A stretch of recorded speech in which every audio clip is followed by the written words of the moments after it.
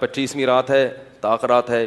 اگر اللہ نہ کرے کوئی اس گناہ میں مبتلا ہے تو وہ آج کی رات رو رو کے اللہ سے توبہ کرے اور کسی بزرگ سے رابطہ کرے کہ حضرت میرے اندر یہ بیماری ہے تو کسی طرح سے میں اس بیماری سے بچنا چاہتا ہوں، تو مجھے کوئی طریقہ بتائیں کہ اس عذاب سے میری جان چھوٹ جائے. قرآن نے اس واقعے کی ابتدا یہاں سے کی ہے، هل اتاک حدیث ضیف ابراہیم المکرمین. ابراہیم علیہ السلام کے بھانجے تھے لوط علیہ السلام، جو ابراہیم علیہ السلام پر ایمان لائے. اللہ نے آپ کو بھی نبوت دی تو انہوں نے بھی ابراہیم علیہ السلام کے ساتھ ہجرت کر کے اپنے ملک کو چھوڑ دیا. اللہ نے لوط علیہ السلام کو ایک قوم کی طرف بھیجا.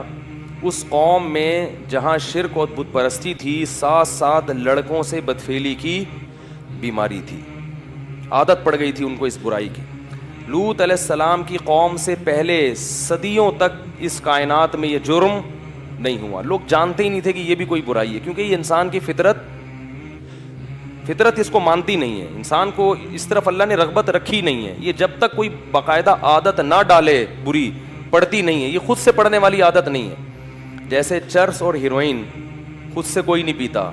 جب تک کوئی آپ کو پہلی مرتبہ پیشکش نہیں کرے گا، فضائل نہیں سنائے گا، پہلی مرتبہ پئیں گے، بدبو آئے گی، کھانسی ہوگی، بولیں گے کیا گند پلا دیا.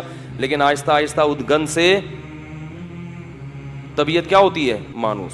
شراب بھی ایسے ہی ہے، بدبودار چیز ہے، شرابی کے منہ سے بدبو آتی ہے، لیکن انسان یہ سوچ کے بتکلف پیتا ہے کہ دیکھیں، کر کے دیکھیں ہوتا کیا ہے.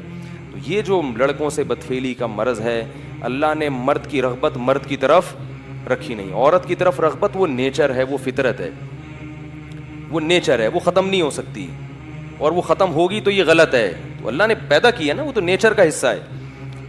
مرد کی طرف، لڑکے کی طرف رغبت ہونا یہ نیچر کا حصہ نہیں ہے، یہ بیماری ہے. یہ بیماری ہے، یہ گندگی ہے.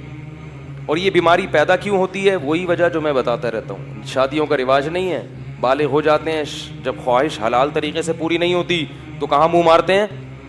جیسے ایک آدمی کو حلال روٹی نہیں ملے گی کھانے کے لیے تو کچرے میں سے جو ملے گا اٹھا کے کھا لے گا. تو یہی حال ہوتا ہے کہ گند میں منہ مارتا ہے اور پھر اس گندگی کی عادت پڑ جاتی ہے.